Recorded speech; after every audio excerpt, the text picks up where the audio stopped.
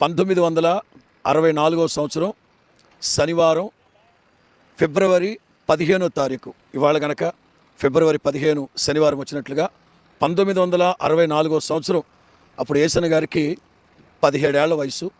10 ఏళ్ల వయసు నుంచి 17 ఏళ్ల వయసు వరకు మెంటల్ ఎఫెక్ట్తో బాధపడుతూ నెల్లూరు నడిబజార్లు తిరుగుతున్నప్పుడు ఇలాంటి ఒక ఫిబ్రవరి 15 అది కూడా శనివారం సాయంత్రం 7:30-8 గంటలప్పుడు ఒక ఇంట్లో కుటుంబ ప్రార్థన జరుగుతూ ఉంటే ఆ రక్తపు మడుగులోనే ఆ పిచ్చి పిచ్చి బట్టలతోనే మాసిన బట్టలతోనే వెళ్ళి ఆ పాటలు పాడుతూ ఉంటే అక్కడ కూర్చున్నారు.